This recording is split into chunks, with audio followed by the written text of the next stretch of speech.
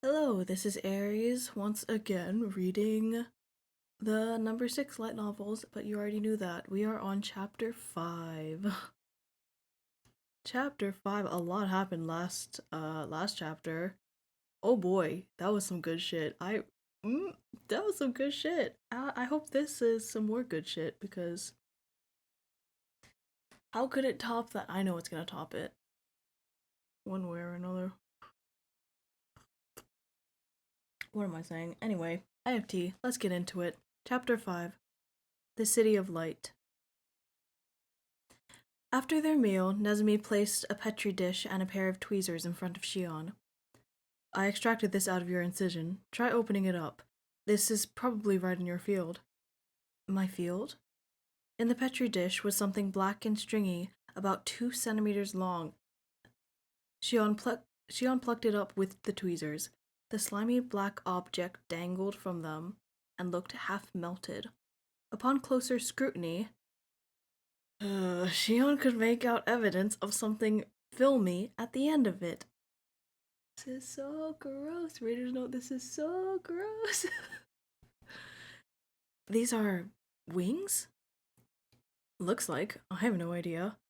There's one other thing I pulled out too, Nezumi added. What do you have to say about this? It was another black lump. This one was hard and resembled a seed. Ew. There was a hole in it, as if something had eaten its way out. A pupa, I think, said Shion slowly. Pupa? Like what moths and butterflies make themselves into? Oh wait, butterflies make cocoons. Cocoons are the outer shell of pupae.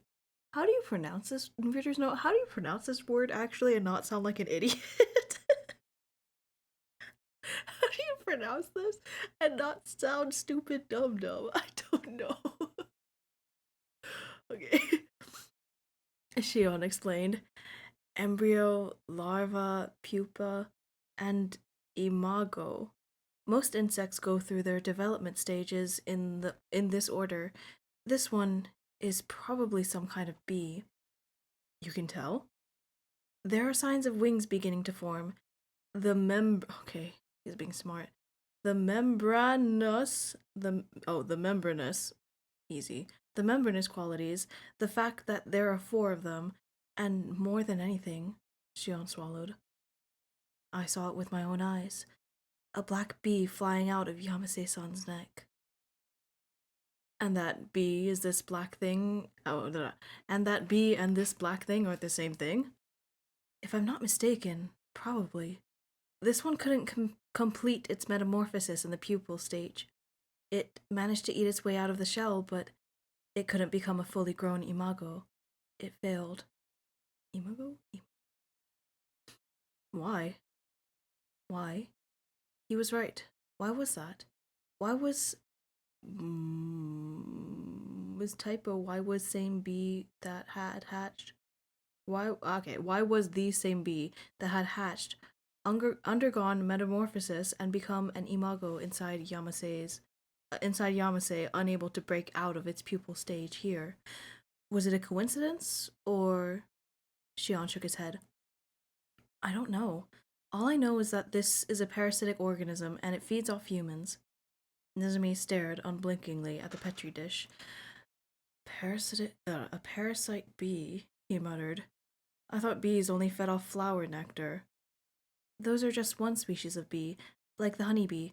Most bees, or wasps in this case, are hunters and solitary by nature.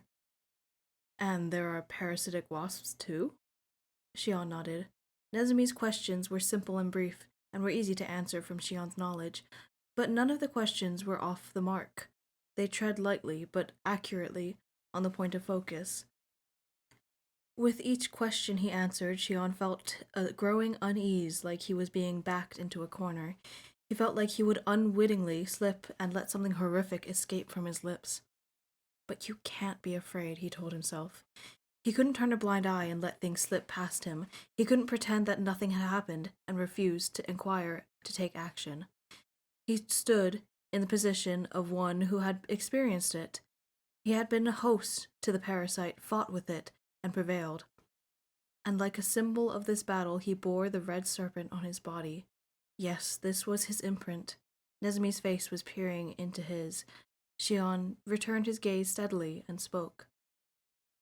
There are said to be about 200,000 different species of parasitic wasps. What the fuck is this word?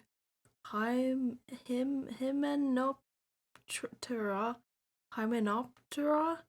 such as bees and ants, are highly specialized insects, and there are still tens of thousands of species that are undocumented. This is particularly so for parasitic wasps, or so I've heard. Which means we don't know what we're gonna get. We can't say what species for sure, but we can still predict. If we have any foundation for a basis of prediction, Shion answered. Okay. Why, you're the best foundation there is, said Nezumi with mock enthusiasm. So how was it, being a host to the parasite wasp? Could you tell if it was a new species? You're really disagreeable sometimes, did you know that? Shion replied irritably. Well, you piss me off all the time. We can't say what species for sure, he said. Don't mess around. What? What is going? Oh, okay. This is all what Nezumi is saying. Okay. The phrasing of this is so confusing. Well, you piss me off all the time. We can't say what species for sure, he says. Don't mess around. Don't you have any sense of danger? These wasps are killing people. Most parasitic wasps do. What? Wasps that are classified as parasites are actually more parasitoid. To reach full growth, they only need to attach themselves to one prey, their host, and ultimately, without fail, they consume and kill it. Ultimately, without fail, they consume and kill the host. It sounded even more grotesque when put into words. Host? Like what kind? There are lots. Moths, butterflies, ant larvae, fruits, and a species of oh god, I know these words very well. Nope. Ichneumoniae called Ricella I don't know that word. Lay eggs in the larva of another species. Zifidria.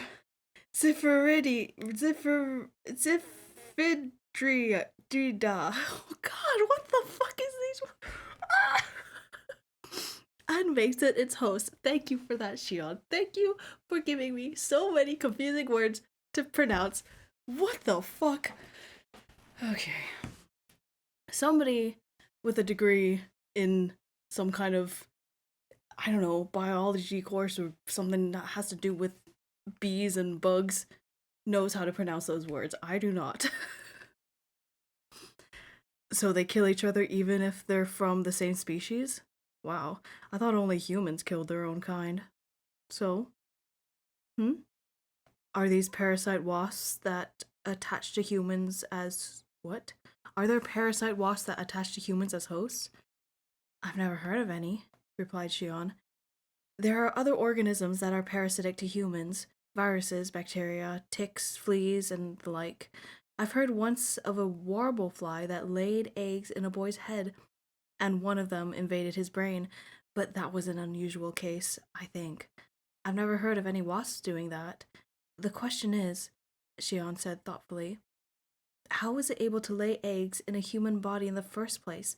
How did it pierce the skin with its ovipositor without being noticed? You have no memory of it?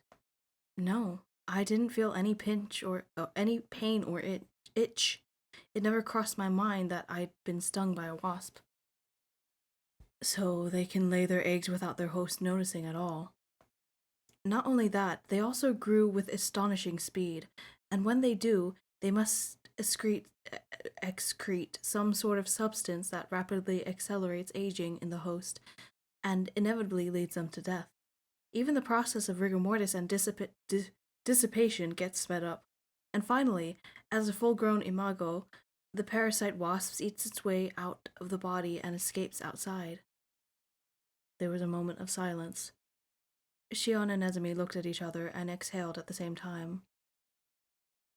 I'm surprised you lived through it. Yeah, I'm starting to get the cold sweats just thinking about it. There are too many things that we don't know, said Nezumi. Where did this guy come from? What? Yeah, where did this guy come from? What is it? Hey, Shion said suddenly. Have there been any similar incidents like that here? No. I did a little research because it was nagging me too. There were guys who got shot to death fighting, or people who got drunk and drowned in a ditch, but no one who suddenly turned old and died. There's no media control or censorship like here, like No.6, Nezumi added. So if anything out of the ordinary happens, it should spread like wildfire. Then if it hasn't happened, nope, that is not what is. Sorry, I am very distracted today. I bit my tongue earlier today in pretty badly, so I'm feeling that as I speak. I'm trying to ignore it, but it's, irritating. Anyway. Then if it's happened in another block, suggested Shion. The southeastern blocks, maybe. The environment is probably the most suited for a new species of insect to appear. Nezumi shook his head slowly. I can't imagine that happening. If it did, the city should close all the gates leading in, but they haven't shown any signs of doing that.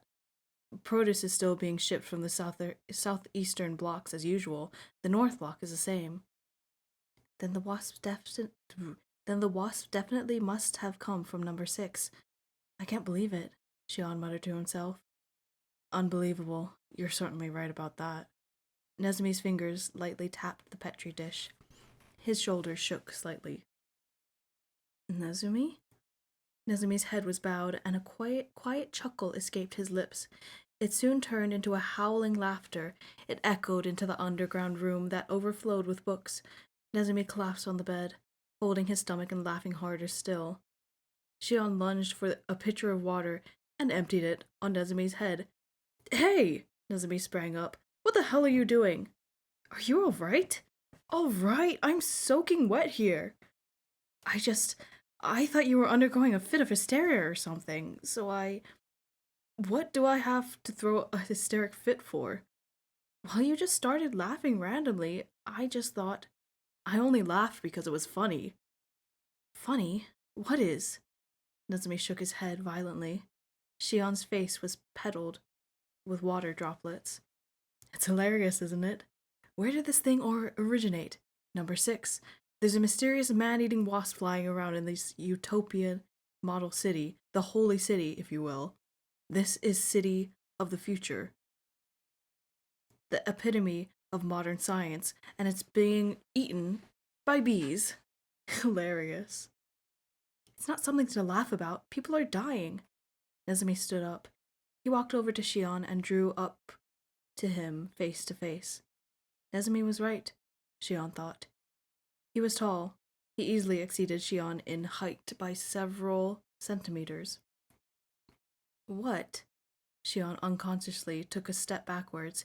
He drew himself up and squared his shoulders as best as he could in spite of the wall of books behind him. He had seen something flash. Wow. He had seen something flash in Nezumi's gray eyes with a savage, piercing glint. It was only for a fleeting instant, but he had not missed it. Forgive my foolish question, Nezumi said in an expressionless voice. At the same time, a set of fingers closed around Shion's throat. Have you killed anyone before? Nezumi's thumb slowly dug deeper into Shion's neck. Never, Shion said faintly. Of course I haven't. Nezumi's thin lip curled. Oop, sorry. My mouse. Nezumi's. Sorry, my computer screen's turned off and it's making me nervous. Hello? Hello? Oh boy. Did it stop? No, it didn't stop. Okay, we're still running. Okay. Okay, that's fine. It's okay. It's okay. Everything's fine. Don't worry about it. Where was I? Where was I? Where was I? What the fuck, where was I? God, okay. Nezumi's thin lip curled slightly in a cold smile. I would have figured. But keep this in mind. The wasp might kill its host in order to keep itself alive, but humans can kill other humans for much smaller reasons than that. And you were almost killed by another human. I know. You liar. You don't know anything. I do know, Shion said angrily, clenching Nezumi's wrist. I know. If I'd been taken to the correctional facility as planned, I would have been made out to be the murderer in the wasp's place. At best, I would have gotten a life sentence. At worst, I would have been executed. He paused for a moment, then continued determinedly. The Bureau wanted to buy more time. They needed time to decode the truth about Yamase-san's cause of death. And by making me the suspect, they wanted to file it away as a simple murder case for outside eyes. Am I right? Nezumi's fingers withdrew. The spot on Shion's neck burned with where Nezumi's thumb had dug in. Good answer. Full marks, he said breezily. Then his tone dropped in mock seriousness.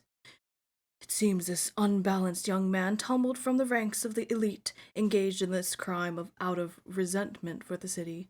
He allegedly concocted a special chemical to use repeatedly in multiple criminal acts.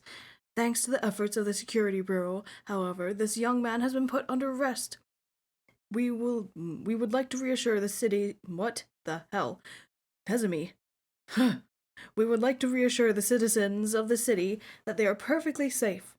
It was probably scripted somewhere along those lines. He broke off. What a ridiculous farce. I'm guessing your knowledge and history fit the role of dangerous criminal perfectly. The city has full access to all the citizens' personal information, Shion answered. It was probably easy to find a person to fit the role they wanted. More like you were being marked from the beginning. Huh? Ever since that day you helped me, the city's been marking you as a cautionary suspect. They've been scrutinizing your daily life down to every minute detail. Who you meet with, who you met with, what you talked about, and what you ate. So, I thought this murder case was something the city devised to arrest you. I was wrong, though, and we know that now. But why? For what purpose? Because you're not a loyal citizen, Nezumi replied as he toweled his hair off. His profile was delicately chiseled. It looked almost like an artificial creation. It was all too different from a face that had skin and blood coursing through it, and carried bodily warmth, with swells and dimples of flesh or fat. And okay, I cannot read, sorry. I know this is beautiful, but I cannot read today. This is a struggle. It looked almost like an artificial creation. It was all too different from a face that had skin and blood coursing through it, and carried bodily warmth and with swells and dimples of flesh and fat, the occasional eczema, a face that changed with joy, anger, grief, or mirth, shone with sweat, or stained with tears.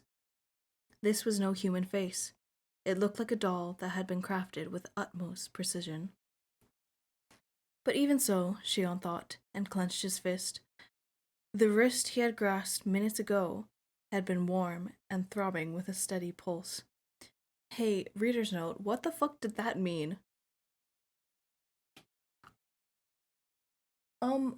What are we suggesting something, or is he just saying that he's, like, unnaturally beautiful? What's going on here? What's going on here? Whatever. I guess we'll find out. You're spacing out again. Am I boring you? Huh? Oh, no, of course not. I was just wondering what you meant by not loyal. Shion's face flushed, though he didn't know why. Nezumi sniffed dismissively. Okay, so he was just distracted by how beautiful he was. Okay, I see. That city only accepts people who pledge absolute loyalty to them. They don't allow people who resist, object, or retaliate. They make sure any foreign object is removed completely. That's how it's thrived up until now. And I'm the foreign object this time? You're more than foreign to them. Think about it. You housed a VC, you held suspicion against the city for manipulating information, and you saw the cruelty behind their facade. As a citizen, you failed the test. You're an unwanted candidate. The city was just waiting for the right opportunity to get rid of you.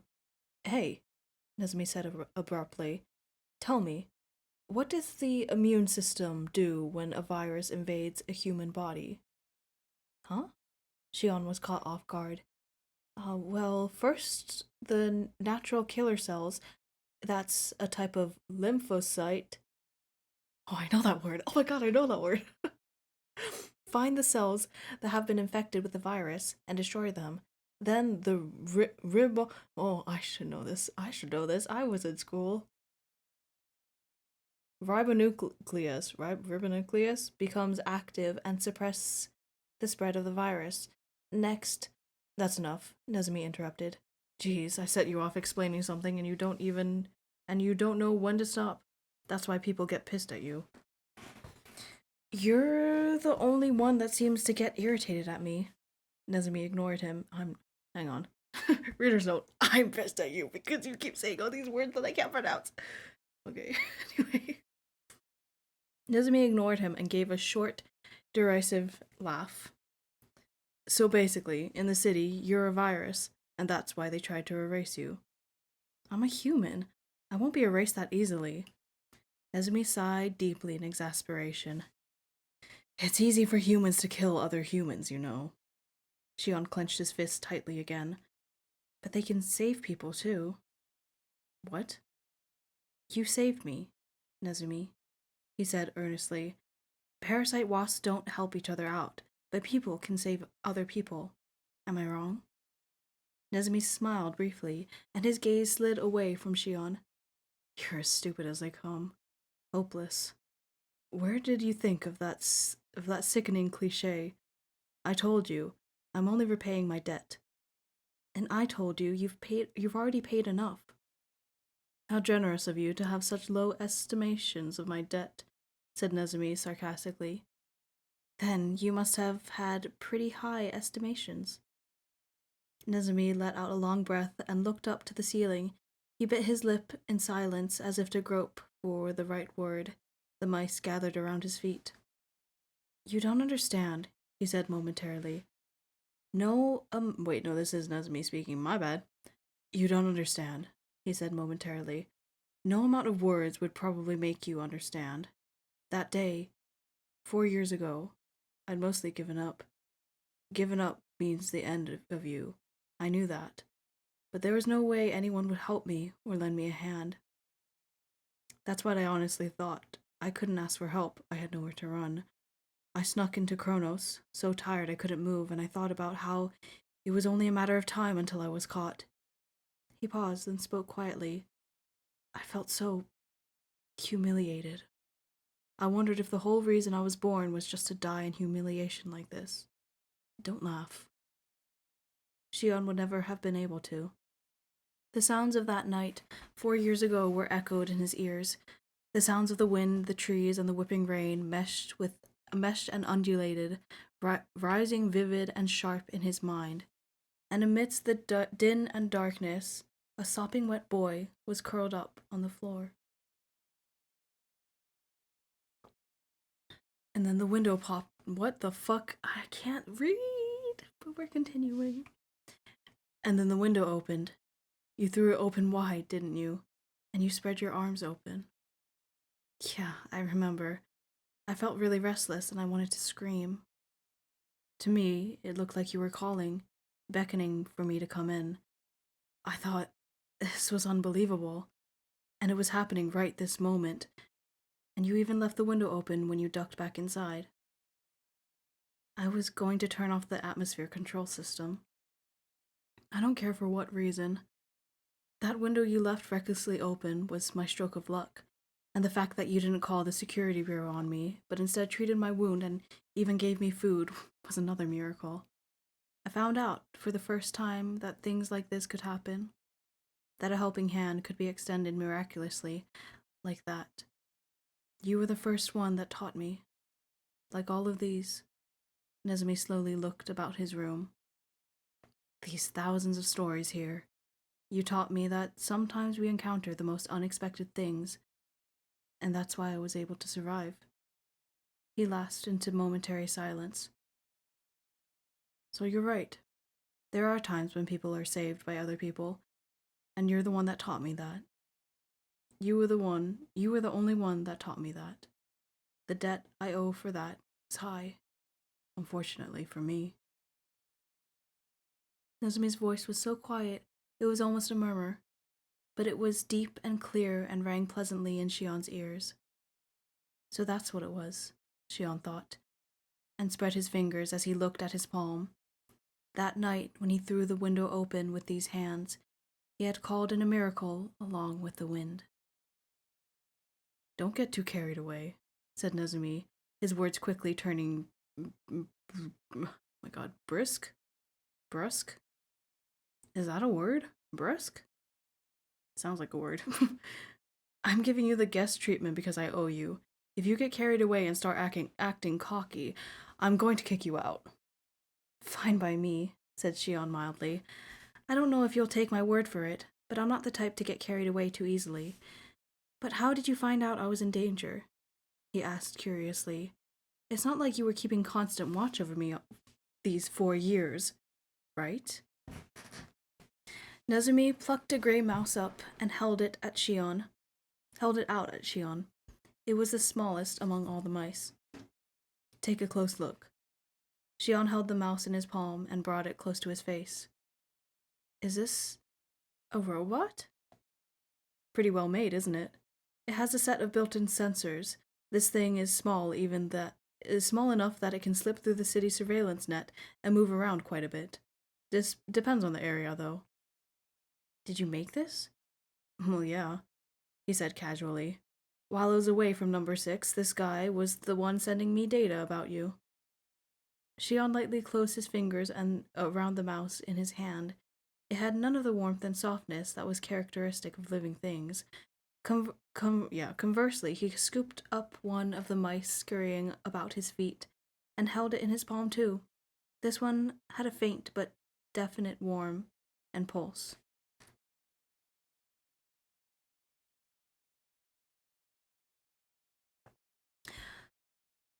I didn't know when or how the city was planning to get rid of you, Nezumi continued. You're smart and young. You still had plenty of usage value. I couldn't imagine that they would kick you out so easily.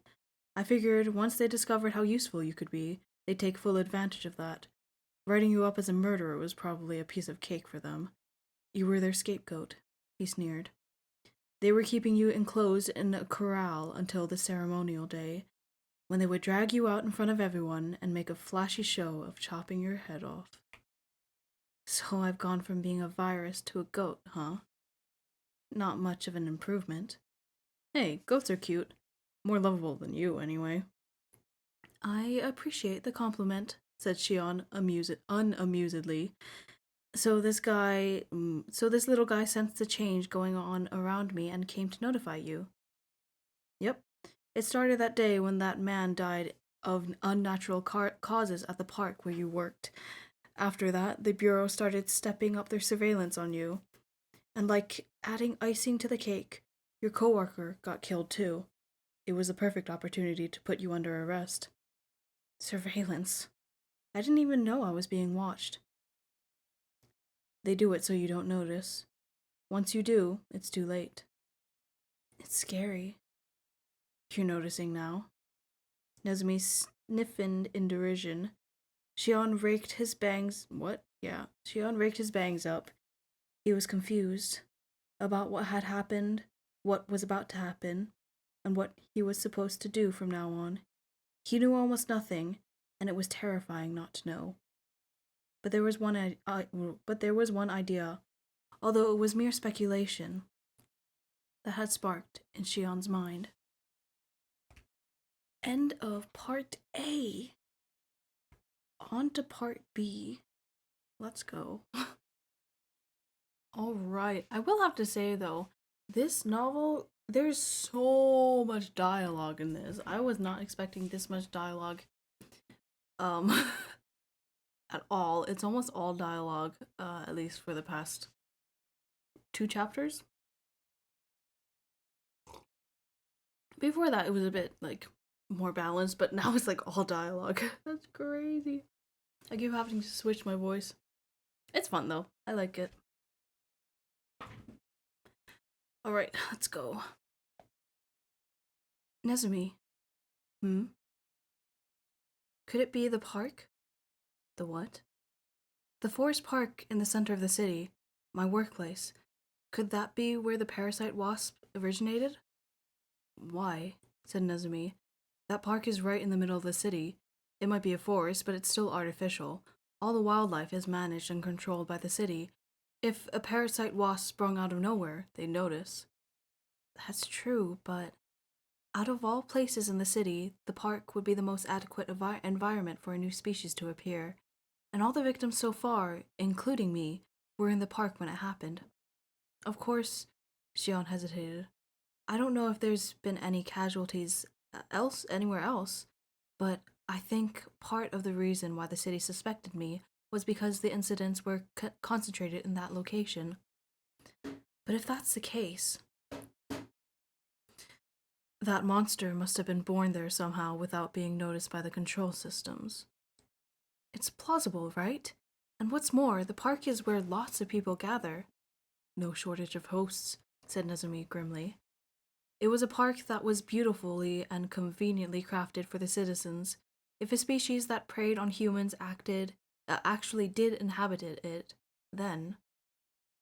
Spring, Xion murmured. Spring? Nezumi echoed in question. Once winter comes, the wasps will cease activity as they enter a dormant stage.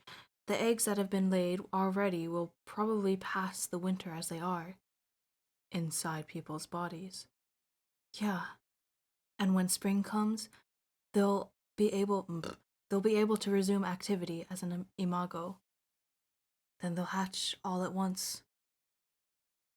In a season abundant with sunlight and flower blossoms, a mass of black wasps would simultaneously break out of people's bodies to take flight. How many would they be? How many people would be sacrificed? Okay. We have to do something. And how are you gonna do something about it? Replied Nezumi bluntly. Don't even think about going back to the city. You'll be killed. You're an amateur. You can't pull any fancy tricks like slipping past surveillance. 10 to 1, as soon as you step inside the city, you'll be shot dead. We don't have a trump card to pull out, you know. Actually, I think we might. Nezumi narrowed his eyes. I survived that wasp attack. There's a chance that I've developed antibodies. That's a normal word. That is a normal word to say. God. There's a chance that I've developed antibodies that resist the toxin. If I have, then it'll be possible to make a serum out of my blood. Nezumi shot an appalled look at Xion and hunched his shoulders exaggeratedly. And then what are you gonna do? Go waltzing into the city's health bureau and say, "Please check my blood," as if you like, and if you like, please make a serum out of it. That's idiotic. They'll probably suck all of your blood out and throw you in the trash with the rest of their organic garbage. Sure, what you're saying is impressive, but are you prepared to risk losing your life for these people? I don't want to die. Then don't think about useless things. Whether you have antibodies or not, once you're caught, you're going to get killed anyway. It's just a matter of how soon or how late. Then what should I do? Don't do anything. Just leave them to fend for themselves. Xion lifted his face. Leave them? He asked quietly. Yeah. What a magnificent stage it'll be, Nezumi sneered. You can watch the holy city crumble into ruin, glowing in the light of spring, and you'll have the best seat in the house. Nezumi! Xion raised his voice sharply. Whoa, don't go dumping water on me again. Are you under the impression that the West Block is safe from this? He said incredulously. We're human beings the same as them. There's no knowing when the wasps might attack us too. Nezumi felt silent. A crooked smile played on his lips. We're not the same. What? The people inside the city sure don't see the residents of the West Block as the same human beings. You still don't know what kind of place this is, do you? This is a city Wow. This is the holy city's garbage dump. No.6 has thrived by throwing everything it doesn't want out here. You should take a good look and see for yourself. Nezumi, this is just my hunch, but listen, he continued. That monster is probably only going to choose residents of No.6 to be its host. The people who have pushed everything dirty into the hands of others to live in a perfectly hygienic environment, well nourished and in excellent health. Mr. Monster has gourmet tastes. How can you be so sure? I have no clue about the biology of insects, Shion, but I'm probably right in guessing that any bee, wasp, ant, or grasshopper will appear most in places where there's the most food. In terms of population density, we're much higher than the city. But do you see any signs of the monster here? No. Which means that there are simply no prey, no hosts here, right? Shion was at a loss for words. His thoughts were becoming tangled, and there was a dull pain throbbing at the back of his head. Nezumi's hand touched his cheek. Sorry, he said softly. I didn't mean to give you a hard time. I forgot. You're from the other side, the inside of the wall. I don't understand what you mean by inside and outside. Of course you wouldn't, Nezumi said gently. That's normal. You guys have probably never tried to understand what was going on outside your walls, have you? You probably weren't even curious about it. Oblivious, arrogant, blissful people. But you, poor thing, he murmured. You've fallen off that pedestal. Which means I can no longer be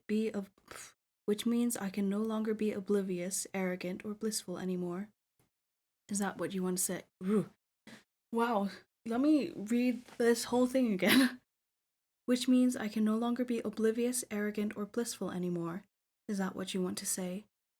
Shion let his gaze speak for him as he looked Nezumi in the eye.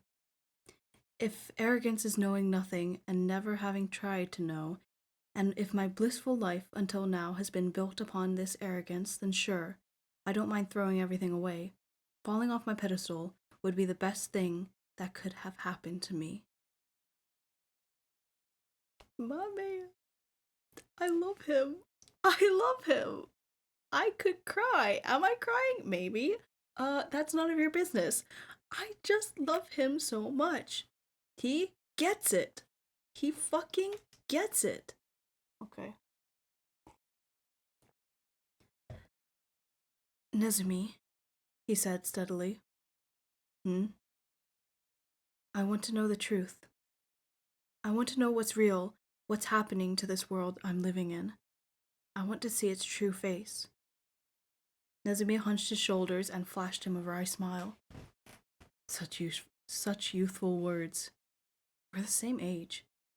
I have more life experience than you. Geez, I don't know who else would rattle off a line as embarrassing as I want to know the truth, except Hamlet, maybe. Who's that? A prince of Denmark. I think you should balance out that knowledge bias before working on knowing the truth. You really know next to nothing about classics, huh? Well, I've never needed them before, frowned Shion. The arts weren't encouraged much, so... Nezumi reached into the shelves and pulled out 2 books. If what you're saying is true, then once winter comes, the commotion will die down, which means we have a moratorium.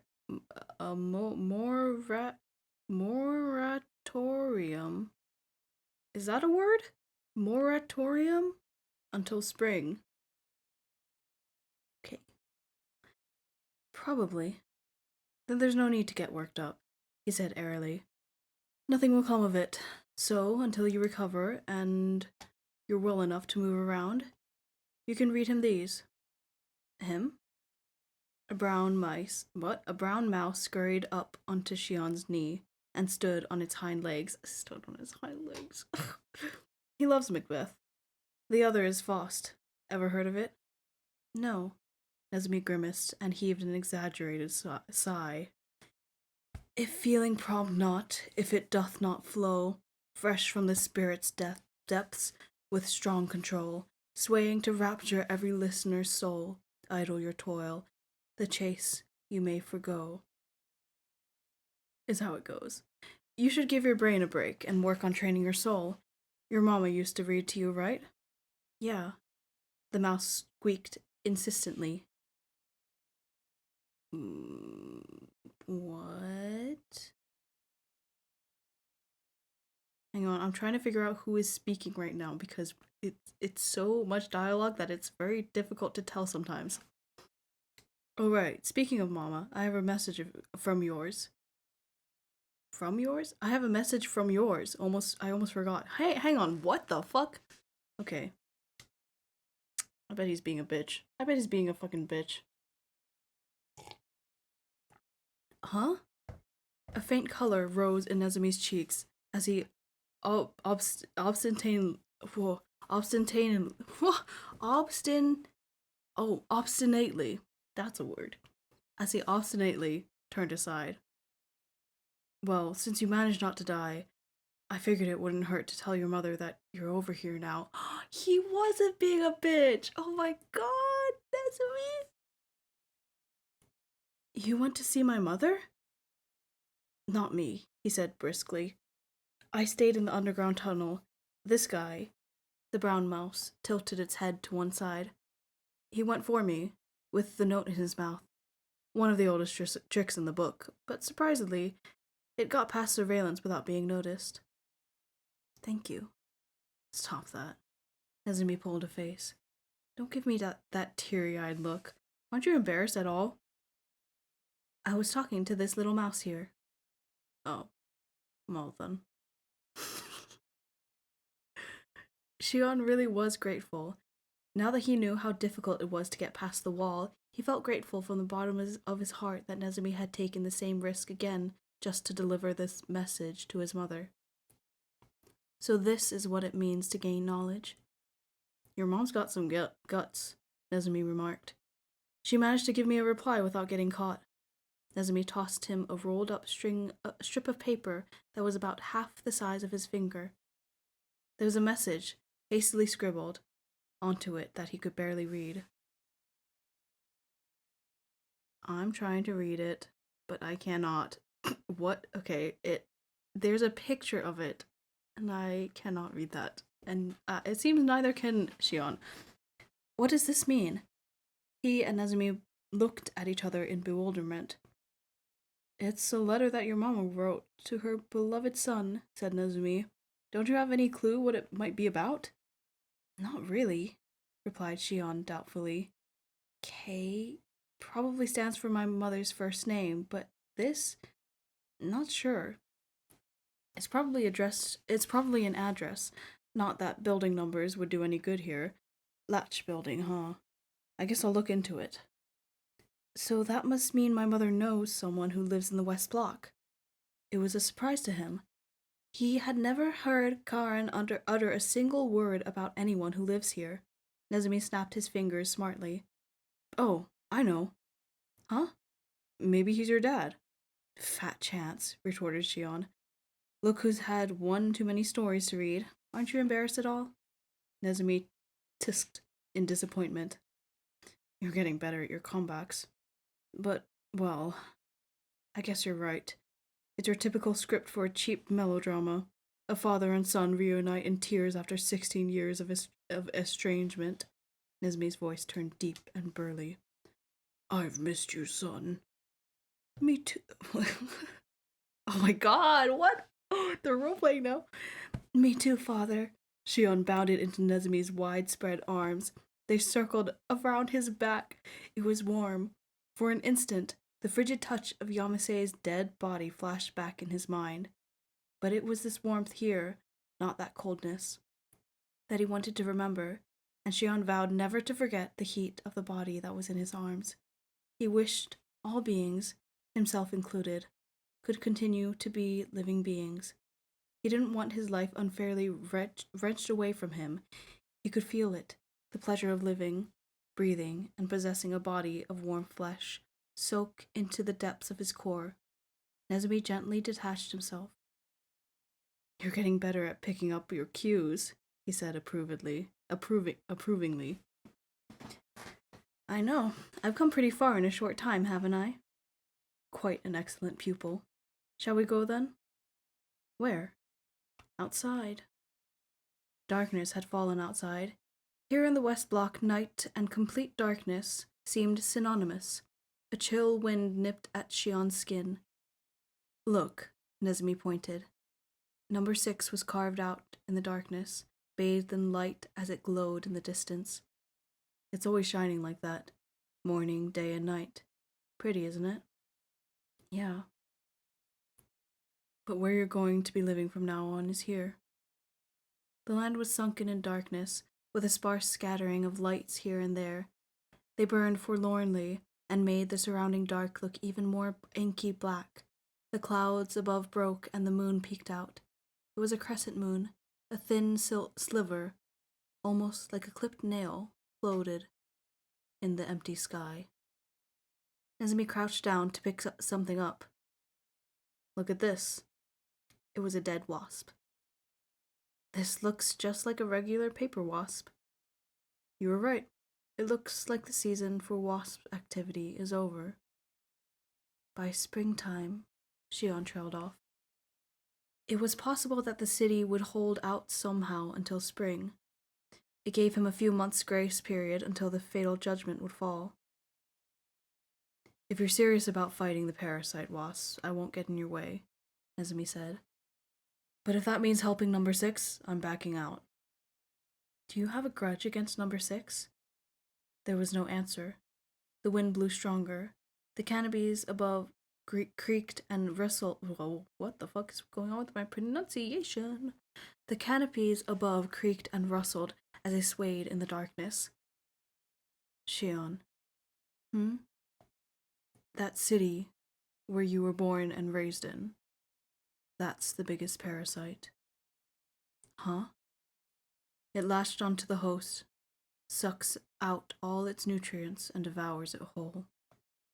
That's the kind of city it is. A parasite city. Do you understand what I'm saying?" "No." "You'll find out soon. You said you wanted to know the truth, but once you know, you'll never be able to go back.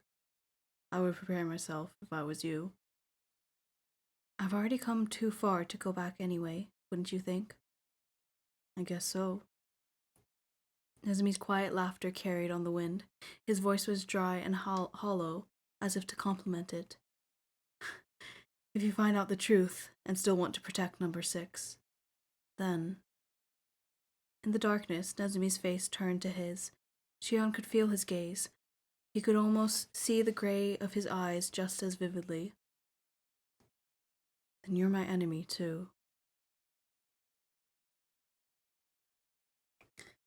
"Boy, it's chilly out here. Let's head back in." Nezumi's tone was light. It was as if nothing had happened. He turned his back to Shion and began whistling as he descended the stairs. "Nezumi." The whistling stopped. "You haven't told me your name yet." "Nezumi it is, and Nezumi it shall be." "Good enough." "But it doesn't suit you. And it was a promise. You said you'd tell me your name if I survived." There was a soft laugh. What? There was a soft laugh, which quickly turned into whistling again. The door closed, and a silence settled over the darkness. Shion stood alone, rooted to the spot. The wind caressed his hair. He could hear a dog barking somewhere in the distance. He gazed up at the city that bejeweled itself in light. The parasite city. The city whose name Nezumi had spat with disgust was shimmering and beautiful. Shion averted his eyes from the light and took a deep breath.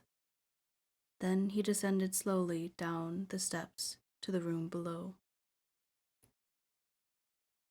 End of chapter 5. Oh boy. What's happening? He's getting too woke. It's the wokeification. No, this is good. I really like this. This is really something special. I think this is beautiful, and I think more people should read this and actually understand it, and I think people need to be more like Shion. I think we need way more Shions in this world. God. God. God, it's pissing me off just thinking about it. I don't want to like oh my god. I just there's so many people that are just blocking everything out, and it's like you need to be traumatized to understand what is going on.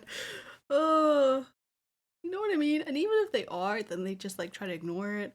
Anyway, this is all a fictional story.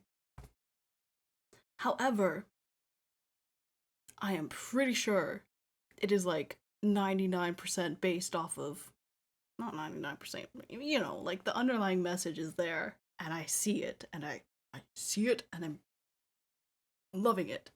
Okay? I love it. I love it. Anyway, that's all for me today. I will go and leave you with that.